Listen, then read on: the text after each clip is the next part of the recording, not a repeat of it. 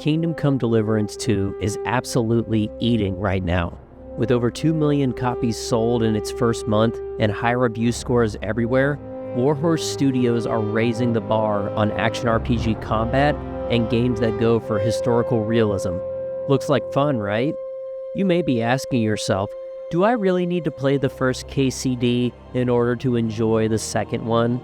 In the reveal for the second game, Tom McKay, the actor who plays the main character, addressed this almost immediately. Kingdom Come Deliverance 2 is a continuation of Henry's previous adventures, but the story's written in such a way that it's perfect for newcomers to Henry's journey. But you know what would have been crazy of him to say?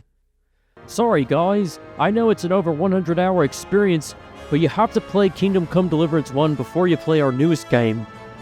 Of course, you don't need to play the first one. Tom's right. KCD 2 gives you plenty of optional dialogue to fill you in on what you missed, and is a more improved version of the first game. But the end of the first game goes directly into the beginning of the second. I haven't played KCD 2 yet myself, but I just finished the over 100-hour experience that fictional Tom McKay got in trouble for telling us about earlier, and I have to say, Kingdom Come Deliverance has become one of the best games I've played in a very long time, despite being 7 years old now. Historical accuracy was the developer's #1 priority. Because of that, I feel like I've learned more about late medieval Bohemia playing this game than I've ever learned about any historical period through any medium whatsoever. But more importantly, KCD tells a fantastic rise from the ashes story that feels grounded and hard-hitting at one moment, then whimsical and charming at the next. It's got one of the most beautiful open worlds I've ever had the pleasure of exploring, with an incredibly rewarding action RPG gameplay loop. It's also really damn funny.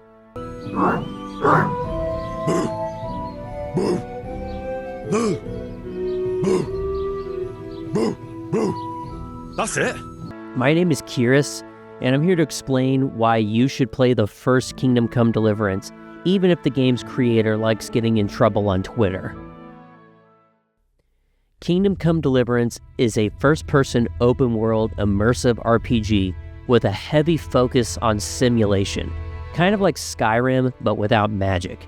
Every town is a living and breathing ecosystem with unique NPCs who all carry out their daily tasks, work their jobs, run their shops, and govern their streets. A large part of the game's challenge is getting what you want out of this ecosystem by any means necessary. You play as Henry, the son of a blacksmith who grew up in a rural village called Skalitz, located in 1403 Bohemia. You start the game like it's any other day. After being woken up by your mother and getting scolded for staying out all night drinking, you go to your blacksmith father, who's got a pretty boring sounding list of errands for you to run. Henry brings up how much he wants to leave his poor village to go on adventures, but his dad scolds him and tells him to do his chores.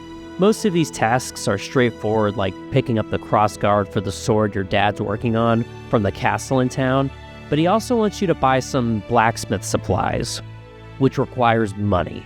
Instead of just handing you a 20, your father instructs you to go see his client Kunesh to collect the money he owes. The thing is, Kunesh doesn't want to pay. So now you've got a problem with many different solutions. You can fight him right then and there to make him surrender the tools back.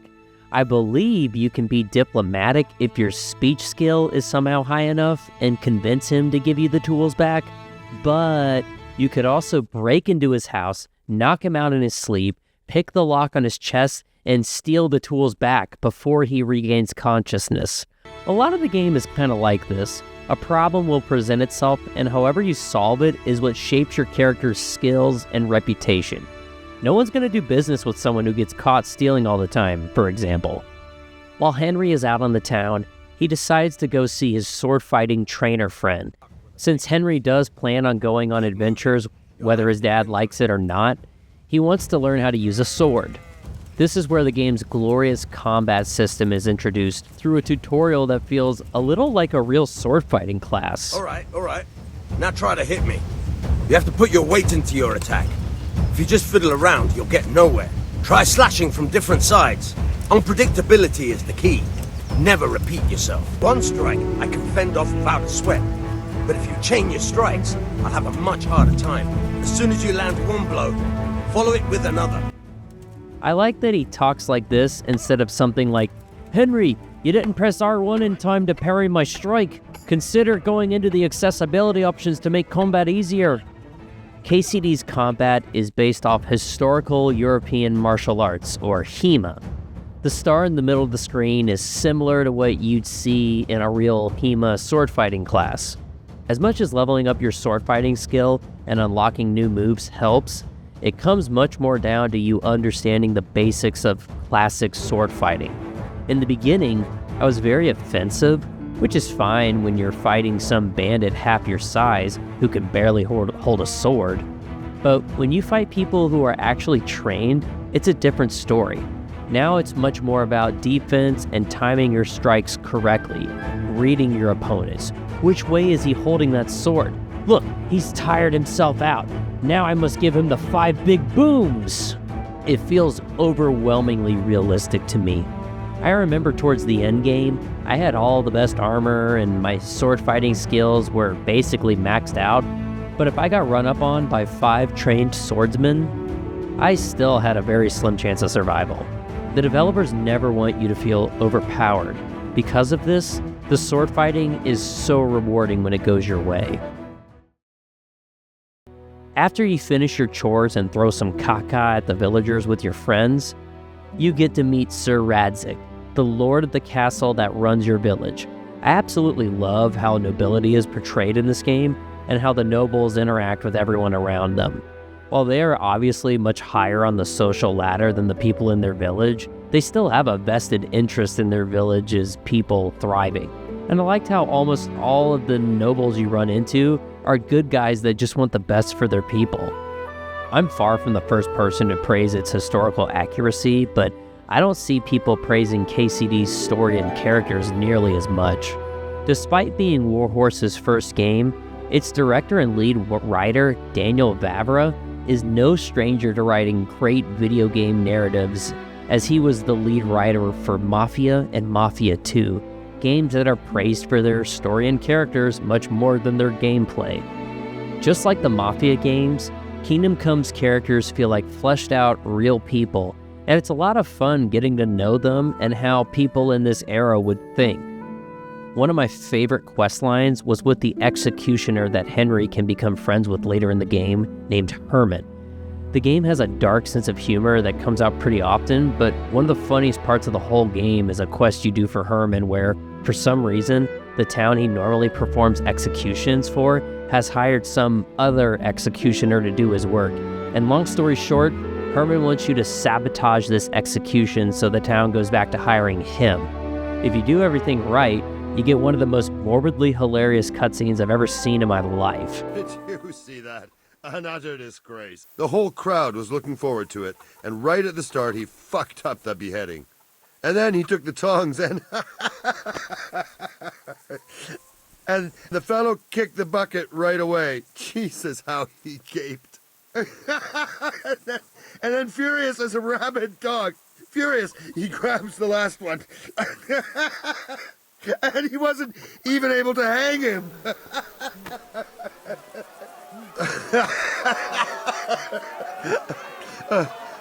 I'll be forever grateful to you, Hal. In order to do everything right, you first have to figure out what execution is going to be performed on which prisoner, sabotage the appropriate tools without getting caught, and most importantly, be on time for the show. It's horrible, it's hilarious, and it's strangely believable. Anyway, after Sir Radzig checks out the cool sword you and your dad just made him, your village gets attacked by soldiers that no one in Bohemia has ever seen before. As the viewer, you may recognize that these are Hungarian soldiers, but to the son of a blacksmith in a rural village, these might as well be monsters from a nightmare. Listen to me, Hal. Listen carefully. Take the sword, go into the house, and grab anything else important from the trunk. Go to the castle. Hurry! What about you?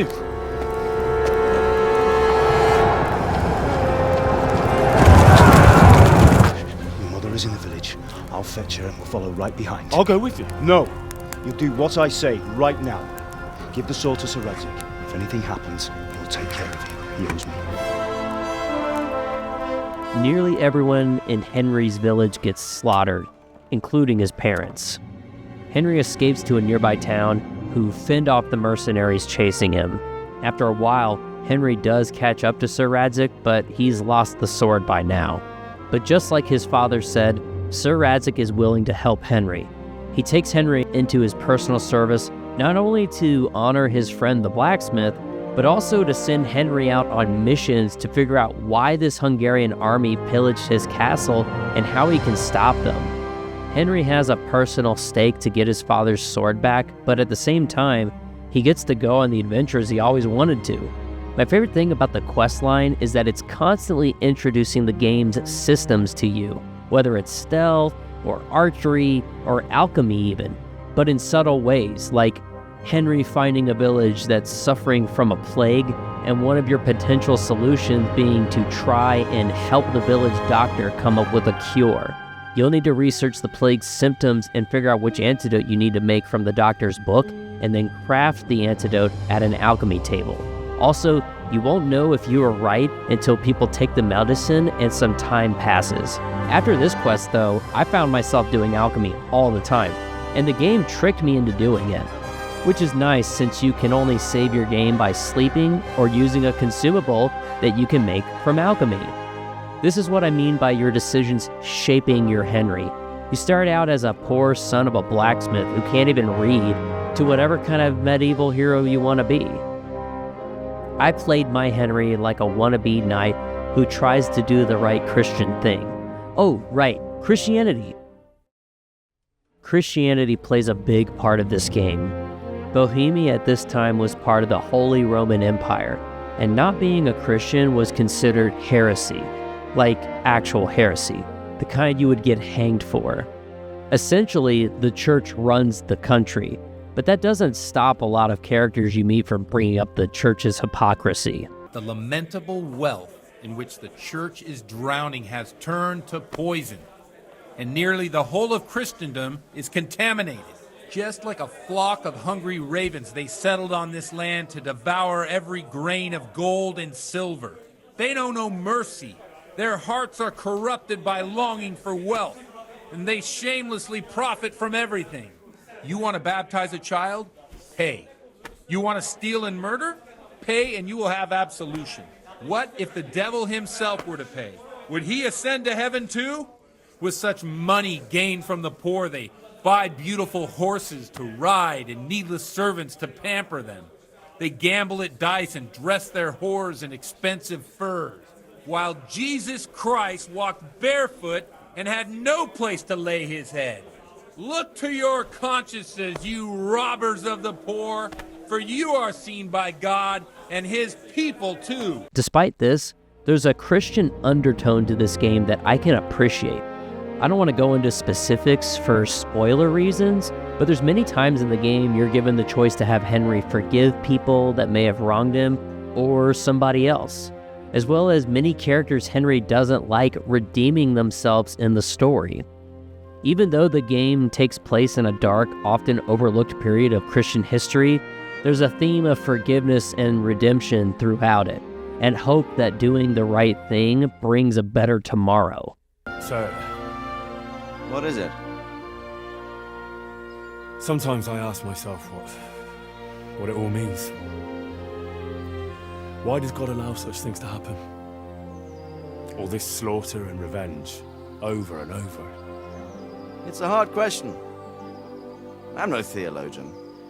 But long ago I came to the conclusion that the only thing that makes sense is that it's all a trial. Life is one long series of problems to solve. The more you solve, the better a man you become. I never thought about it that way. Well, just look at the pampered ones who have no concerns in life, like young Lord Capon, for instance. I shudder to think how he will rule when his time comes.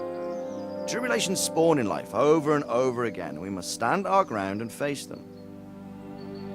So, I go to Sasso and solve this one.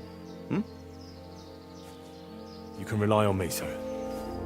Kingdom Come Deliverance is on sale pretty frequently, especially now that Kingdom Come Deliverance 2 is out. It's not rare to see the Gold Edition with all of its DLCs included for $20 or less on Steam. Its sequel seems to be getting frequent updates, just like KCD1 did. So, if you have any interest in KCD2, why not give the first game a playthrough while Warhorse Studios continues to add updates that only enhance the experience? Like being able to change your facial hair and hairstyle, or additional story content. All of the DLC in KCD1 is fantastic, like being able to get a dog sidekick, to my personal favorite, rebuilding a village that was ransacked by the same people that destroyed your hometown. You can even help the people of your hometown by moving them here. Plus, this answers the problem that every RPG runs into by giving you something to spend all your money on. It's content that would have made the experience much less engaging if I didn't have it. So I think the more time you spend getting lost in KCD1's world, the more content you'll get by the time you get to KCD2. It's probably worth the wait. Anyway, I think that's enough yapping from me. If you made it this far in the video, thanks for watching. I tried to spoil as little as possible so that after this video you can go play the game for yourself, so I hope you go do that. Now if you'll excuse me, I'm going to go play Kingdom Come Deliverance 2. Thanks and have a great day.